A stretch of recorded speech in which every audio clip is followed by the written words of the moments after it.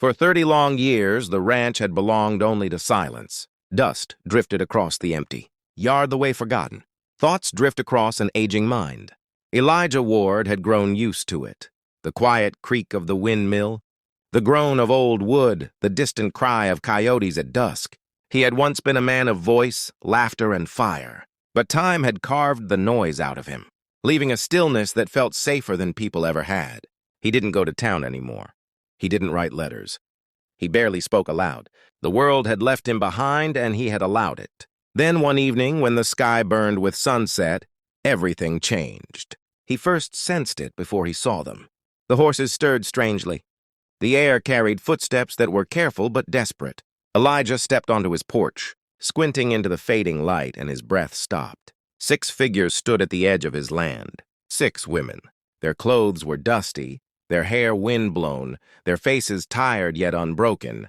They didn't belong to this silence, yet somehow they looked like they'd crawled straight out of it. Before he could speak, they walked forward, then sank to their knees. It was not a gesture of weakness.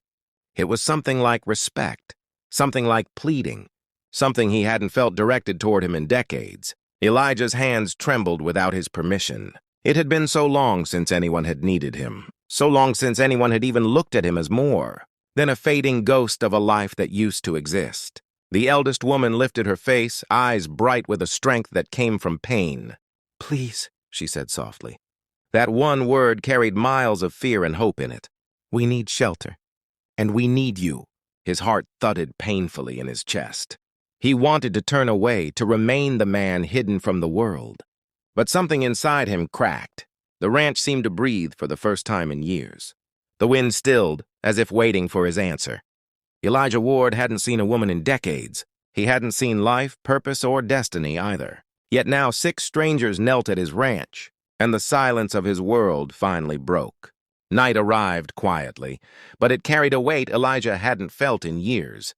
Lantern light flickered across the walls, painting warm gold over wood that had grown used to darkness.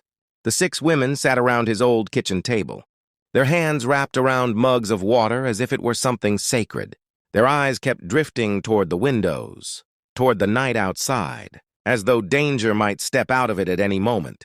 Elijah watched them carefully. He didn't speak much, but his silence demanded truth. When they finally began to talk, he understood why they had come so far, why they had knelt, why they had spoken his name as if it meant salvation. They knew who he was, not the quiet hermit, but the man he used to be. They knew about the fearless rancher who had once stood against powerful men, who had lost everything because he refused to bend. Word of that man had not died like he believed. It had traveled, whispered from town to town, until it reached those who desperately needed someone like him. These women were not wanderers lost by accident. They had chosen his ranch. They had chosen him, and something was hunting them. Something ruthless. Something that didn't forgive. He should have thrown them out. That was the simple solution. He had built a life out of staying away from trouble, from people, from memories that still burned. But as each of them spoke, telling pieces of their story, fear and courage trembled together in their voices. Elijah saw more than strangers sitting in his home. He saw fighters, survivors, souls too stubborn to break. And beneath everything else, he saw hope. Hope they had placed entirely in him. A man who had once stopped caring now felt his pulse awaken with dangerous purpose. He didn't promise them safety, but he did promise they wouldn't face their enemies alone. He opened his land, his home, his guarded world. In that small kitchen, without ceremony, a pact formed between them. They would stay. He would protect them. And for the first time in decades, Elijah Ward felt something powerful bloom inside his chest. Not fear, not regret, but life returning to the man who thought he had none left. Days slipped into a rhythm Elijah hadn't known in years, a rhythm that felt dangerously close to happiness. The ranch awakened under the presence of the 6 women, as though the land itself recognized new life walking across it.